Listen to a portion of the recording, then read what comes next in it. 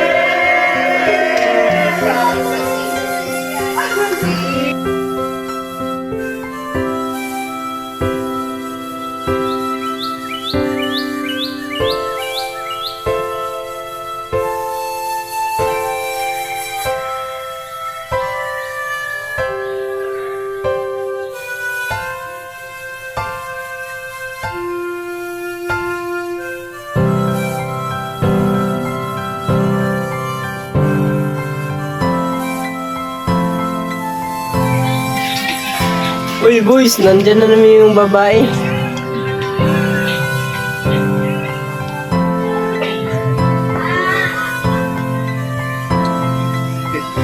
Kyle, nandyan na yung babae.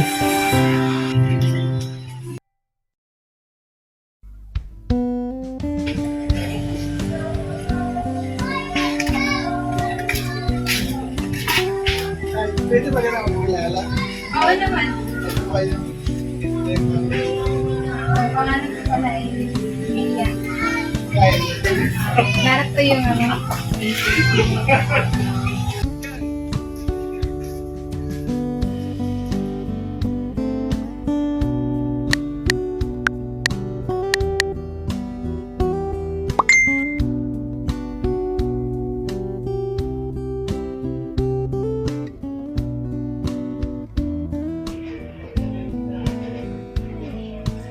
Makuha ko na ako.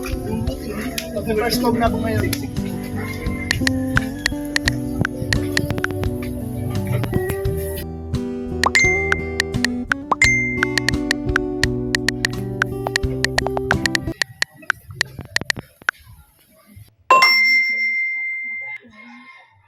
It's a long time they are chatting and exchanging messages until the time comes that they fell in love and they decided to become unofficially boyfriend and girlfriend. Uy! Uy! Uy! But they don't have any idea of what their parents plan for them.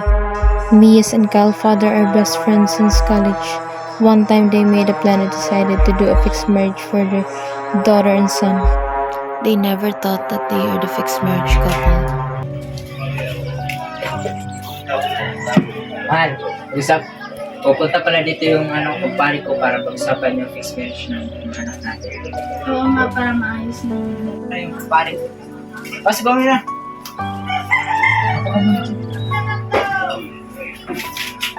Mas na pala yung plano natin sa fixed marriage ng mga anak natin. Sige, pagpatuloy natin yan. Pag-uusapan na lang natin kung kailan yung magaganap yung kasal. Maganda yan para mapagsabihan ko kagad si Kyle para siya makapaganda agad. Pati rin si Mia. O sige, tutuloy na pala ako pare, may lakad pa kami. Sige pare, mag-ingat ka.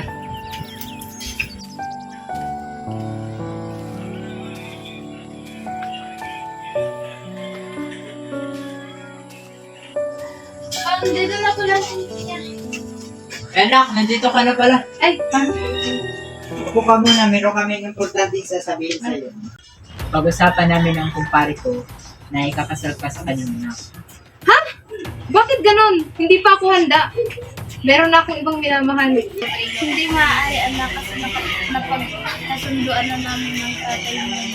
Ipakasal ko sa kanya para Ngunit, yun ay lubag sa aking kalooban. Alis na muna ako.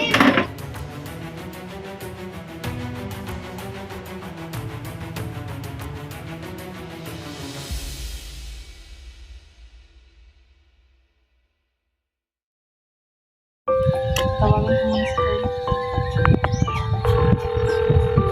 Hello, Kyle. Oh, Mia, napatawag ka. Pwede ba tayong magkita? Meron na sana akong sasabihin sa'yo. Oh, sige, sige, papunta na.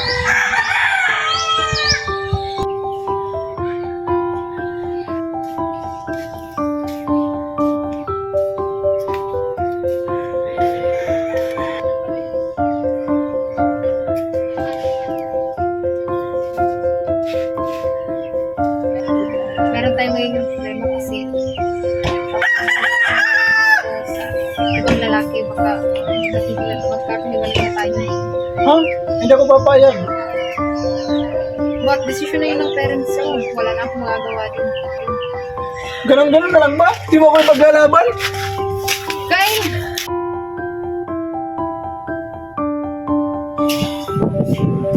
Nangabot ka eh. Ano po? Ba't ngayon ka lang? Kanina ba kita tinatawagan? Kanina pa ako din sa'yo naghihintay. Alam mo ba, meron kami na pag-usapan ng kumpare ko? Ipapakasal ka niya sa kanyang anak. Sa susunod na linggo, alis tayo para mapakilala ka na sa kanya. At the most time-awaited days has arrived, where they will be introduced by each of their parents.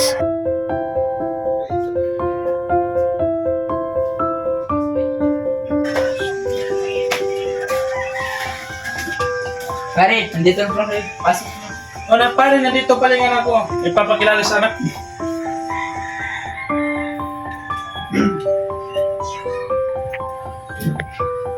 Anak, pumunta ka na dito. Nandito na pala yung ipapakalala sa'yo.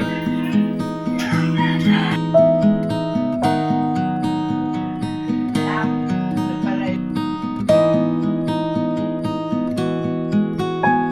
Ilang po. Para si Kyle, magiging asawa mo. Kyle, si Mia. Actually po, Tito, matagal ko na po siyang kilala kasi magkasintahan na po kami. Kung ganun, wala na pala tayong problema. Sunod na yun. Linggo na yung kasal. Tara.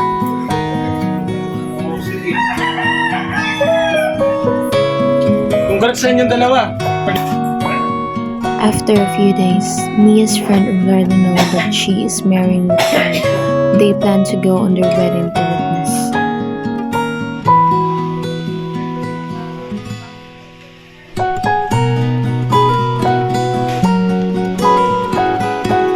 Hi guys, meron ako sasabihin sa inyo.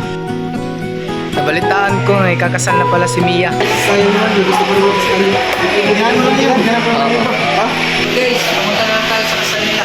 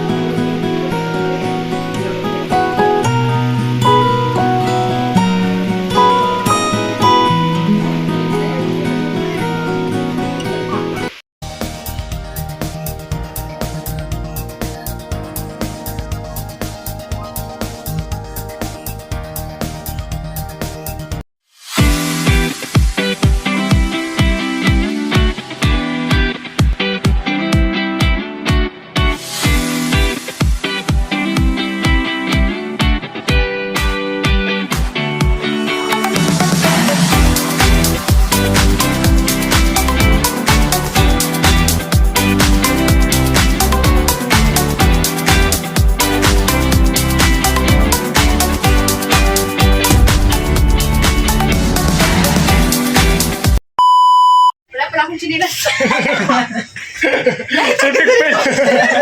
Nabayaan ko ang chinilas.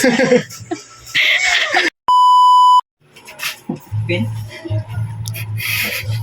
Ay, tara. Kanina pa ako din sa'yo naghihintay. Alam mo ba, meron kami na pag-usapan ng kumpare ko? Ipapakasal ka niya sa kanyang anak. Sure, wala yun. Pare, nandito pala kayo. Paul, amin. Tita, amin.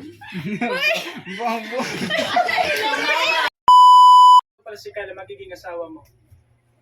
Kyle, si Mia. Ako ka!